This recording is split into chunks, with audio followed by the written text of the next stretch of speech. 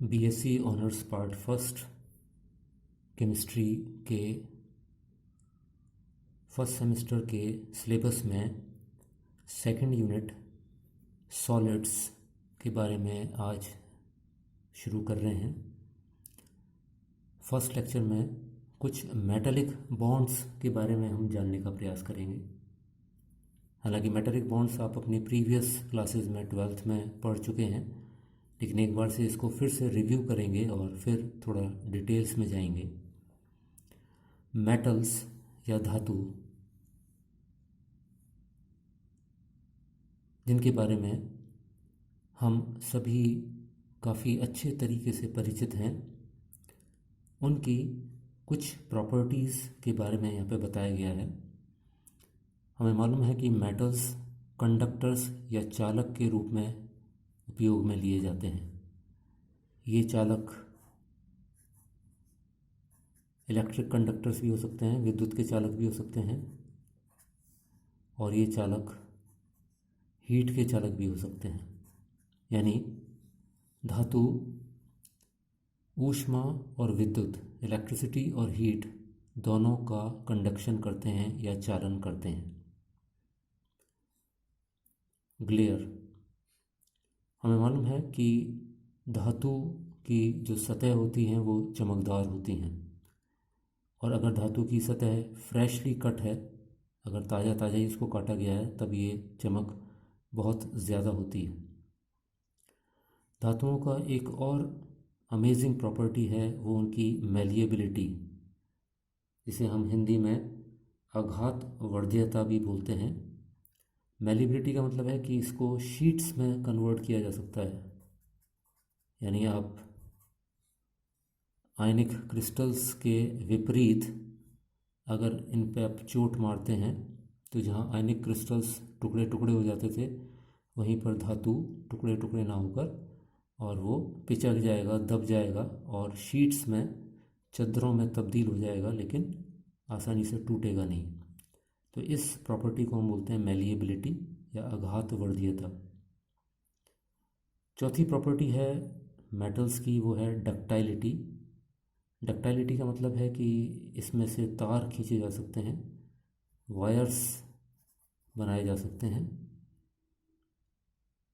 और ये भी विशेष गुण है मेटल्स का। ये टूटते नहीं है, इसलिए इनमें से तार खींचे जा सकते हैं। इसके अलावा आयनिक कंपाउंड्स की तरह ही मेटल्स भी या मेटल बॉन्ड्स भी, मेटल्स भी हाई मेल्टिंग पॉइंट और बॉइलिंग पॉइंट रखते हैं। यानी इनका गलनांक बिंदु और द्रवणांक बिंदु भी काफ़ी उच्च होता है। दूसरे शब्दों में काफ़ी ज़्यादा टेम्परेचर देने पर ही इनको पिघलाया जा सकता है या वाष्पीकृत किया जा सकता है। सभी मेटल्स सॉलिड्स होते हैं एक्सेप्ट अ फ्यू, मरकरी को छोड़ दें, और इनकी जो डेंसिटी है वो ज़्यादा होती है। इनफैक्ट अगर हम हाईएस्ट डेंसिटी की बात करें, घनत्व की बात करें, तो ऑस्मियम और इरिडियम, वो ये भी मेटल्स हैं, ट्रांजिशन मेटल्स हैं, इनकी डेंसिटी सर्वाधिक होती है। मेटल्स को मेटल्स हम इसलिए बोलते हैं क्योंकि उनमें इलेक्ट्रॉन त्यागने की प्रवृत्ति होती है, इसलिए वो आसानी से पॉजिटिव ऑक्सीडेशन स्टेट ग्रहण कर लेते हैं, चाहे फिर वो एल्कली मेटल हों, एल्कलाइन अर्थ मेटल्स हों, और चाहे वो ट्रांजिशन मेटल्स हों जैसे कि आयरन।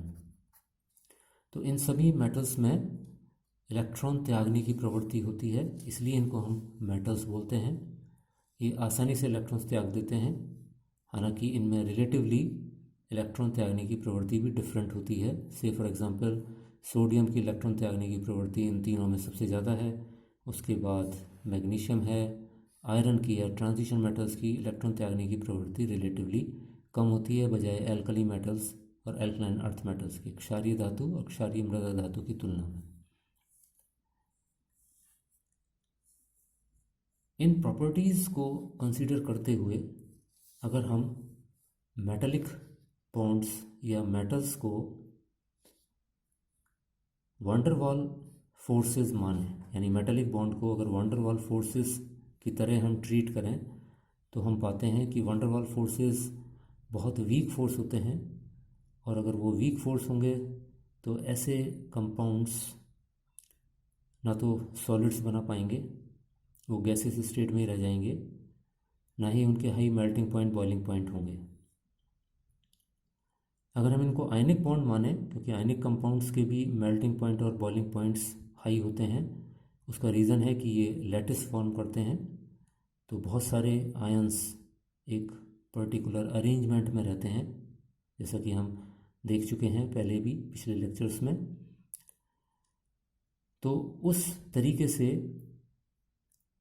मेटल्स या मेटेलिक बॉन्ड्स डिफरेंट होते हैं इन द सेंस कि मेटल्स जिनमें कि मेटेलिक बॉन्ड्स होते हैं वो कंडक्टर्स की तरह काम करते हैं, जबकि आयनिक कंपाउंड्स में सॉलिड्स खासकर कंडक्टर की तरह काम नहीं कर सकते हैं, या कंडक्शन होगा भी तो वो बहुत मीक कंडक्शन होगा, वो भी क्रिस्टल में डिफेक्ट होने की वजह से, इसको भी हम देख चुके हैं।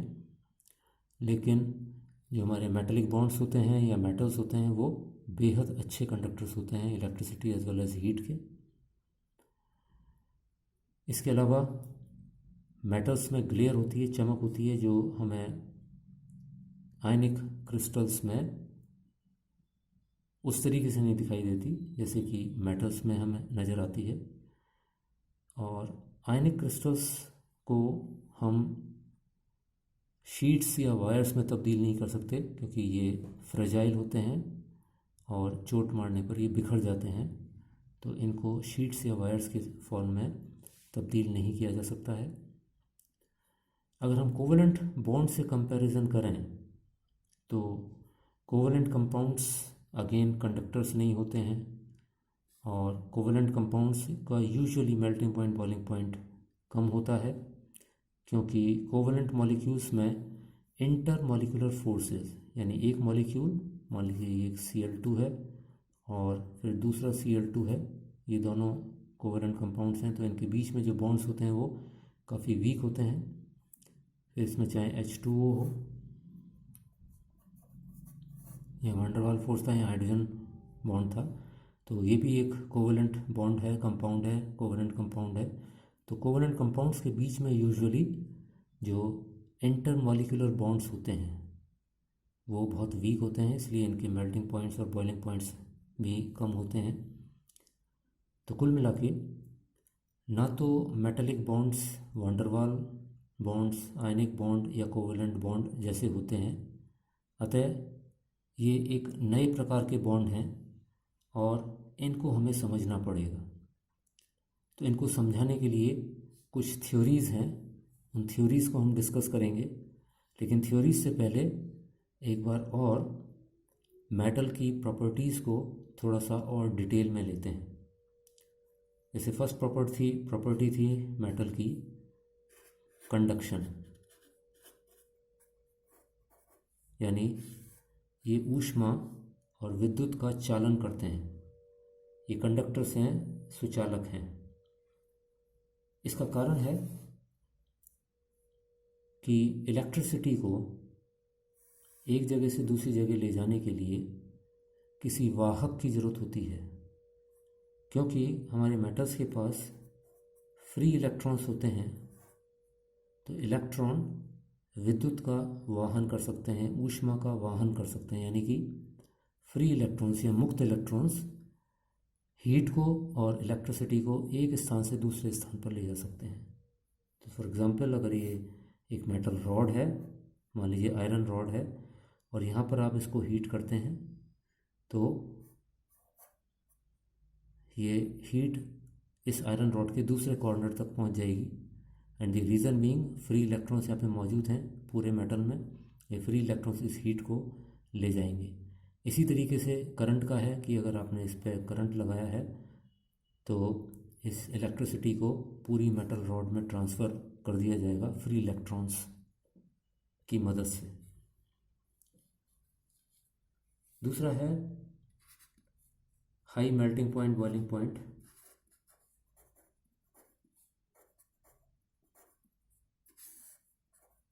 तो डेफिनेटली यहाँ पर इंटरमॉलिक्यूलर फोर्सेस स्ट्रांग होते हैं। इनफैक्ट ये शब्द गलत हो जाएगा, क्योंकि किसी भी मेटल में इस तरीके से बहुत सारे एटम्स अरेंज रहते हैं और इन एटम्स में आपस में सभी से स्ट्रांग बॉन्ड होता है, यानी इससे भी ये मेटालिक बॉन्ड बनाया हुआ है, इससे भी, इससे भी, इससे भी। तो इस तरीके से जब बहुत सारे ये बॉन्ड्स बना लेते हैं तो ये एक काफ़ी स्टेबल स्ट्रक्चर हो जाता है। और अब इनमें से या इस सॉलिड स्ट्रक्चर को पिघालना या मेल्ट करना मुश्किल हो जाता है, हमें ज़्यादा एनर्जी या ज़्यादा टेम्परेचर देना पड़ता है। मेटालिक लस्टर की बात करें या ग्लेयर की बात करें या धात्विक चमक की बात करें तो डेफिनेटली अगेन फ्री इलेक्ट्रॉन्स की वजह से ये चमक होती है। जैसे ही इन फ्री इलेक्ट्रॉन्स पर जो कि सरफेस पर होते हैं वो लाइट पड़ती है तो ये इलेक्ट्रॉन्स हायर एनर्जी लेवल्स में चले जाते हैं और ये वापस इलेक्ट्रॉन्स जब ग्राउंड स्टेट में आते हैं तो ये लाइट एनर्जी रिलीज़ करते हैं और ये लाइट एनर्जी एक चमक पैदा करती है। इस चमक की वजह से ही जो मेटल सरफेसेस हैं वो चमकदार या ग्लेयर उत्पन्न करती हैं या लस्टर रखती हैं। इसके बाद है मैलिएबिलिटी एंड डक्टाइलिटी।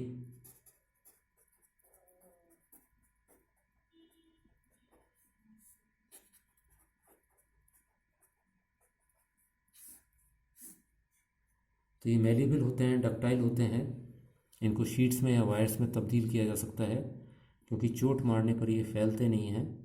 इसको मैं एक एग्जांपल से आपको समझाने की कोशिश करता हूँ। एक मैं आयनिक कंपाउंड ले रहा हूँ। इस आयनिक कंपाउंड में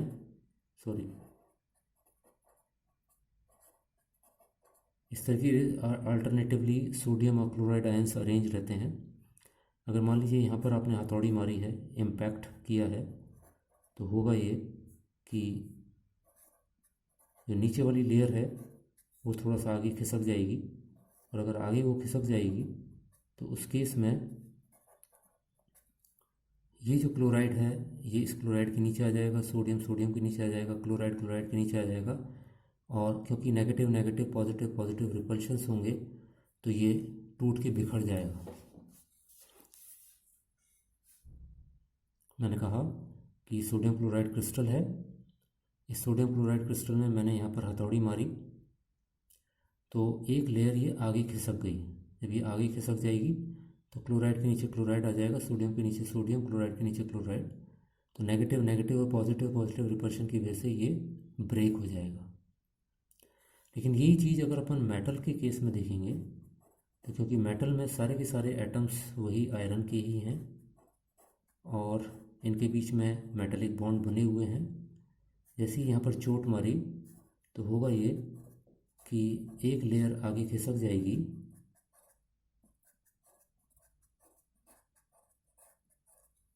तो डेफिनेटली अगर ये नंबर 1 है और ये नंबर 1 डैश है, आयरन है, तो इन दोनों के बीच में मेटालिक बॉन्ड था। लेकिन जैसे ही आपने इसमें हथौड़ी मारी तो इनके बीच का बॉन्ड तो टूट गया क्योंकि लेयर आगे खिसक गई और अब ये नंबर 2 है और नंबर 1 डैश, इनके बीच में फिर से नए सिरे से मेटालिक बॉन्ड बन गया। तो इस तरीके से ये मेटालिक बॉन्ड वर्चुअली टूटते नहीं हैं। आघात पहुंचाने पर भी या इम्पैक्ट पर भी या हथौड़ी मारने पर भी ये आगे चल के दूसरे अपने जैसे एटम्स के साथ बॉन्डिंग कर लेते हैं या मेटालिक बॉन्ड्स फॉर्म कर लेते हैं और इसी वजह से मेटल्स में मैलिएबिलिटी और डक्टाइलिटी के गुण होते हैं। तो आज ये एक मेटालिक बॉन्ड या मेटल्स का जनरल डिस्कशन था। नेक्स्ट लेक्चर में हम थ्योरीज ऑफ मेटालिक बॉन्ड देखेंगे। Thank you.